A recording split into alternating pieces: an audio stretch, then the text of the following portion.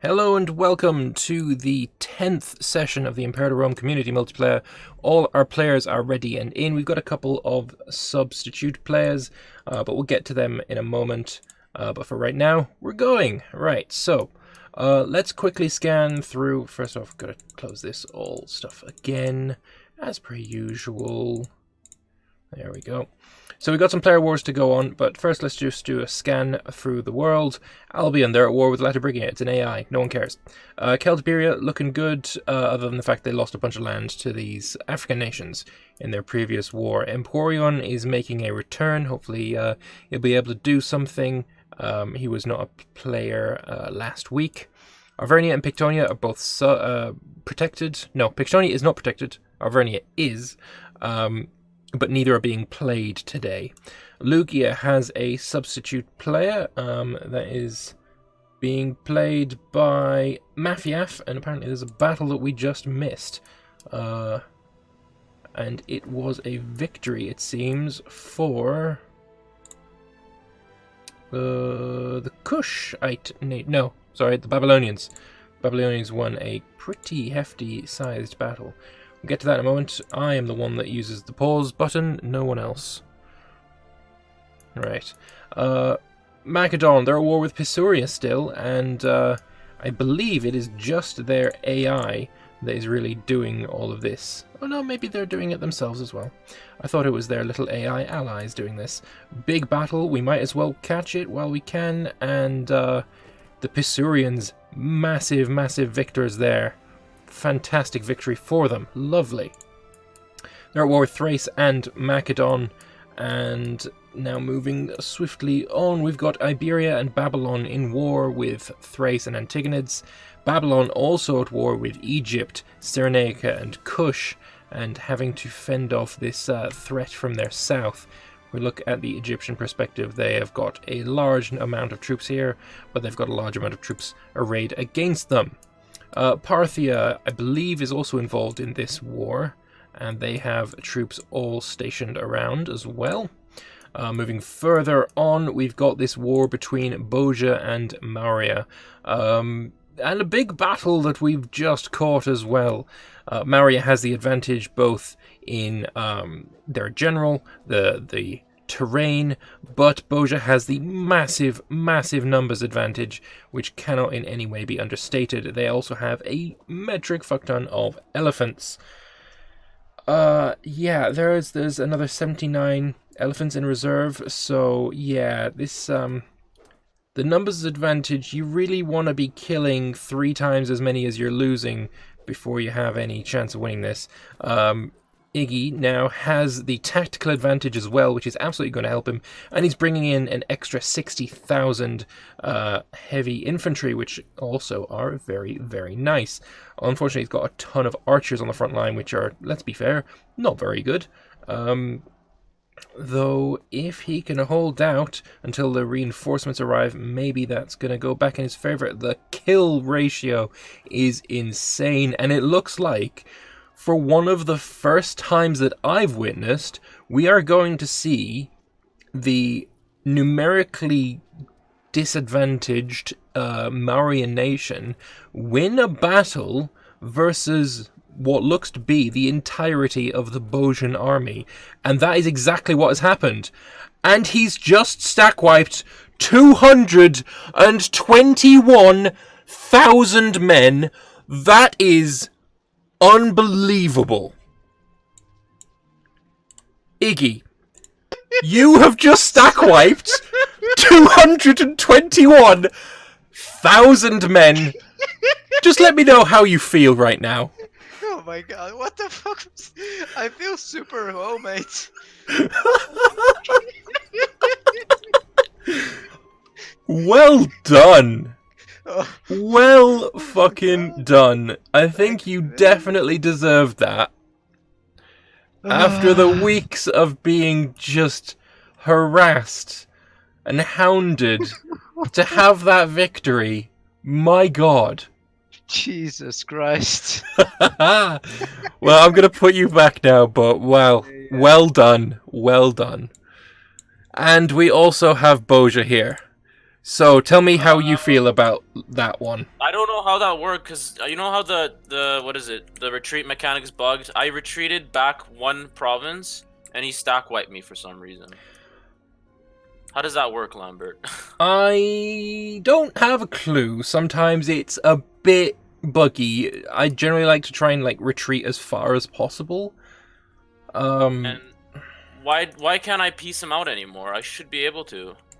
I have naval superiority. I should be able to wipe piece, but I can't. And he stack wiped my army, which was unfair because I retreated and it's bugged. It's bugged, man. There is I no literally force told you. white piece. There is no force white piece for naval supremacy unless you have, 50 war score. As far as I'm aware. Okay, but how the hell does he how can he stack wipe 200,000 troops? That makes no sense. I retreated and it got automatically stack wiped because I retreated. I don't know how it works. Man. Well, I'm not exactly a modder. I can't have forced that, can I? Yeah, but you do realize my entire army's gone. Like, 221,000 men, yes. Yes, which I should have. That should have gone retreated. That should have retreated, but it didn't. So the game literally is broken. Nothing I can do now. Well, you're still winning the war. You guys make fun of me for complaining, but now this is complete bullshit. And he has over 100,000 troops. He outnumbers me now. Good luck. Wish you the best of luck. I'm quitting. Bye.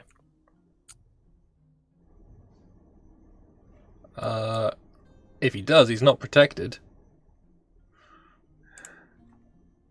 Surplus of salt in Bhoja capital confirmed. Yeah, it seems that way. Definitely seems that way. Good lord, that was... Yeah, probably bugged. Probably bugged. He should have been able to retreat, and this kind of stack wipe is something that shouldn't happen. But at the same time, we've seen Bhoja continually harass and threaten and honestly be quite rude towards Iggy. So I'm thinking a good old big chunky stack wipe was, it's kind of coming. It was kind of coming. So I don't personally feel bad at all, to be honest. And yeah, there's no way I could have rigged that. That accusation is clearly kind of insane. I'm just gonna go out and say that accusation's fairly insane. Now let's move on to Babylon and see how his war is going. It looks like they're making some kind of push. Stoyan is lagging behind. Stoyan's left the game. That is Magna Graecia, I believe. So, big battle as well. Massive battle involving many, many men. There's a lot of retreated Parthians. The general is retreating and going back in. This is what I love to see. This is depth of generals in action. And if you've been watching my videos for any length of time, I do love me some good old depth of generals. We're going to see this guy change his tactic to envelopment. There it is.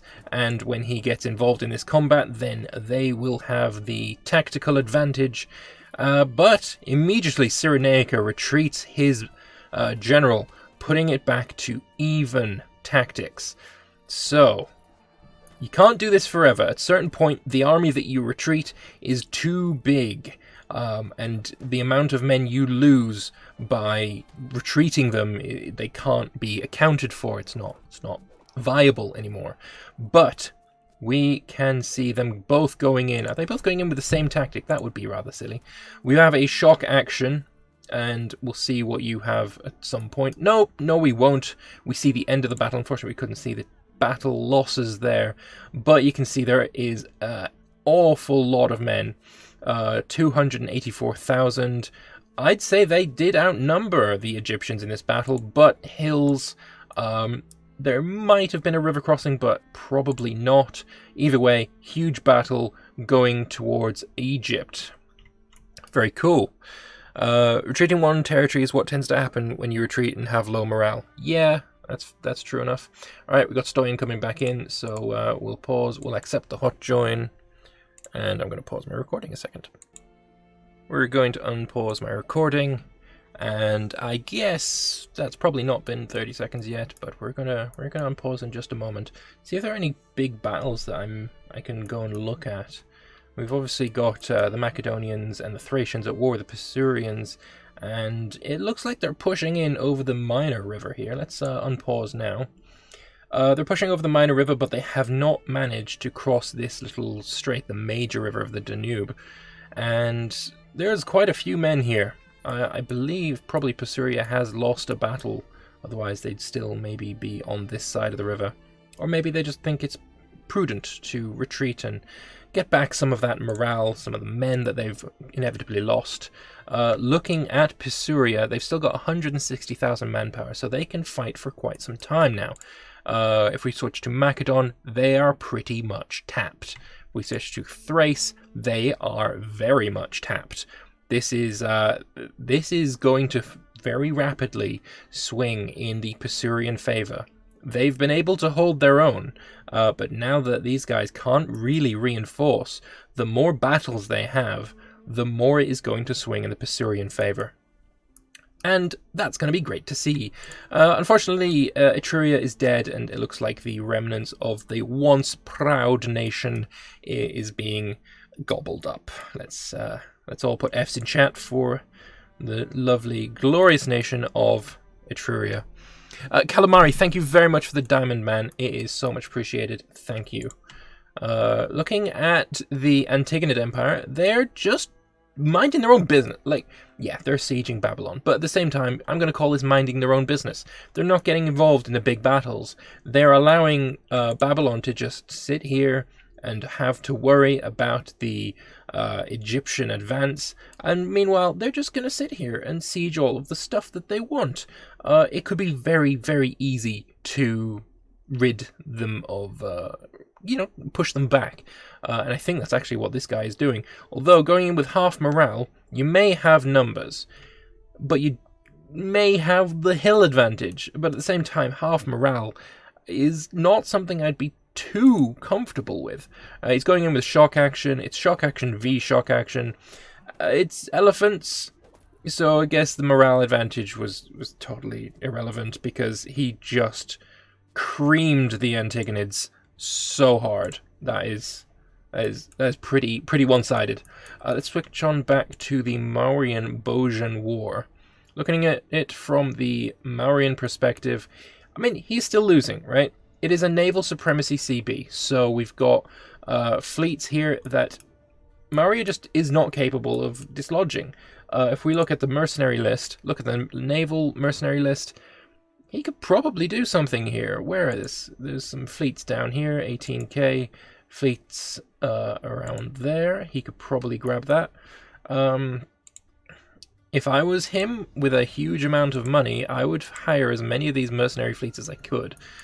Pop them all in one sea tile, hopefully something that the Bhojans would not instantly see, and then try and, mop up these little fleets one by one while they're not being seen. We do see Iggy actually building some ships as well, so it could be that he's going to come on top. He's got...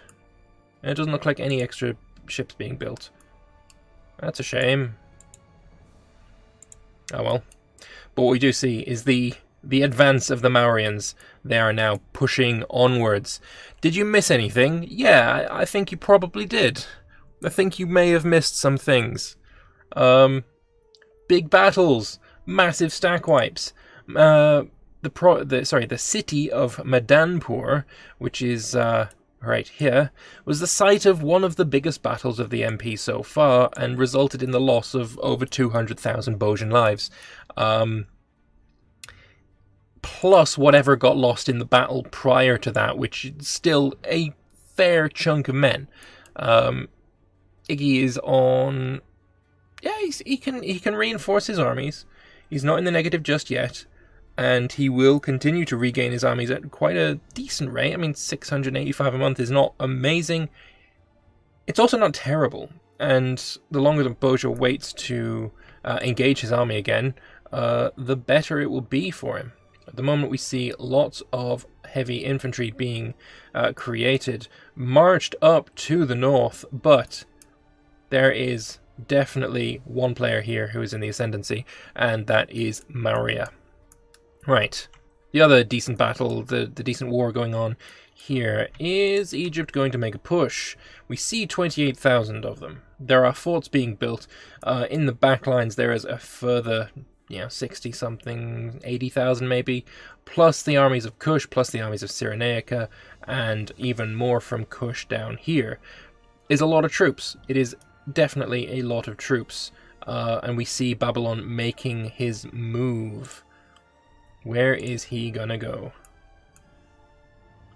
Thing is, he's got no recon via fleets, whereas these guys have a lot of recon via fleets. We've got armies marching in. Are they going to go for the fort? And if they go for the fort, it's a forest fort. So that'll be where they want to fight. Actually, no, this is occupied by Babylon, so this is something that they would very much like to keep control over. There's not very many forts in this Geran region, which is unfortunate. Bhoja is out of money. That is very, very true. That is very, very true. How is Iggy doing for money? Not amazingly, but he's lasting longer than Bhoja. What's the food situation like in this province? It's going down.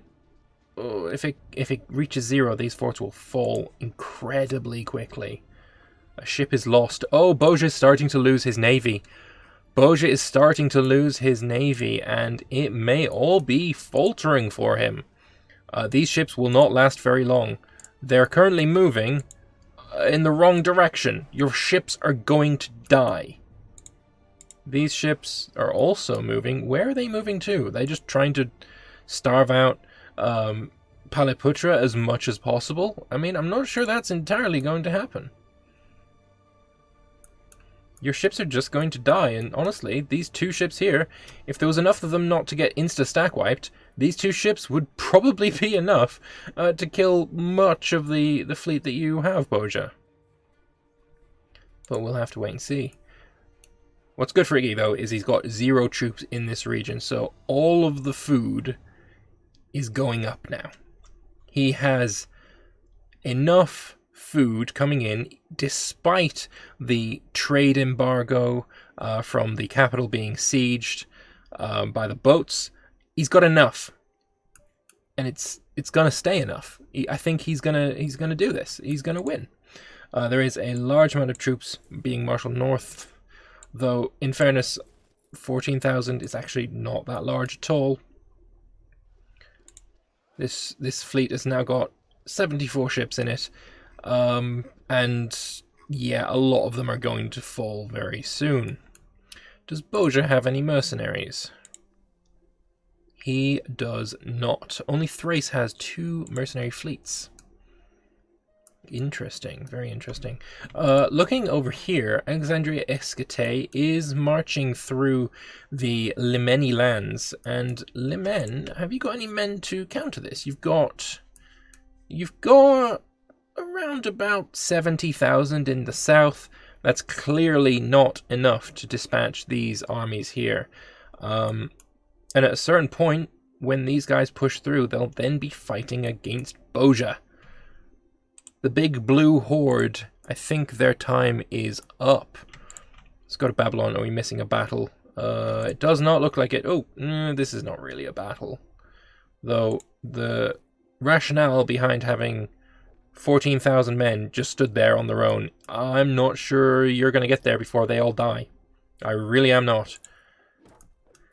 I'm quietly confident that you've... No, actually, no, you did alright. I mean, you came in, you killed 6,000, you ran out before you lost too much. Okay, that's fair. That's a fair fight. I'll take that one. Let's go. Moving back to Pisuria, have we got another battle? They have sieged now the fort that Pisuria own on the other side of the Danube. See, now what I would do if I was Pisuria is I'd see this, and I would want to stack wipe this. If you have 200,000 troops, which you which you absolutely certainly do, this can be stack wiped. That gets rid of a level 12 general. That's important. Of course, they do have better generals. You can see a level 13 here, but getting rid of these big, chunky generals is massively important. There's also a Thracian expedition going for Tafros right now, which it does not look like Pisuria is marshalling any troops to deal with it. Very interesting indeed, very interesting. Alright, back to Bhoja. Is there going to be a battle soon? I feel like as soon as this falls, there will be a battle in Badodi. Is it Badoi? Badoi, whatever. Close enough. There's going to be a battle in Badoi. Or Barigaza is going to go in early. No, he's not. Never mind. So, there's now a route to attack this army, but it is in the jungle, and you really don't want to be attacking in the jungle when you can attack into farmland instead. So definitely the wisest move here would be to take this army here, wait until it has finished its siege, and then go in. I think, however, we're probably going to get a situation where Bhoja wants to attack first. This is pure archers. If you go in with something like elephants and heavy infantry, you would do quite well. There's reinforcements. Nope, they're moving away. Bhoja does see almost every army that they have. It's going to be a battle here. Unless you can get this, you're probably going to lose it. Yeah, you're going to lose it. Barigaza has picked a better target. It's a shame as well, because this city was really close to falling, and now it's probably not going to. So, what is the plan here from our Maurian friends? Then again, this little vassal is doing quite well. Rabton is holding the line. He's only got 3 dudes left though, so it's not going to last. It is not going to last. This region is still losing food, but it's still got food. And then here we've got still positive growth of food. It is a positive growth of food, and that is important. And also we have a battle. The archers have gone in first, and they have actually started doing really well. They haven't run away yet, which archers generally tend to do quite frequently. But what it has done is softened up all of these heavy infantry for when the real armies arrive. He now should know the tactic that Bhoja is using. Unless Bhoja is being very, very quick, he should have the Nope, he doesn't have a tactical advantage. Maybe this one is going to give him the tactical advantage. Although, look at that. Oh, elephants. So many elephants. It is so hard to fight against elephants. They are very, very painful to fight against. They do run away fairly quickly, though. Alright, and the numbers have swapped around, and now with many elephants on the front line, Maria is doing much of the damage.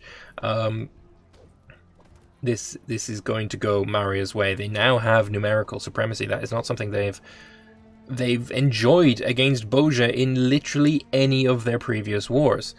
They've won. They've won again, and now they're marching forth onto Badodi, where one puny little heavy infantry is going to put up a fight against light cavalrymen.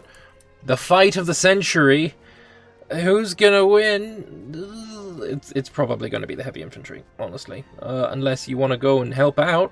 That'd be cool.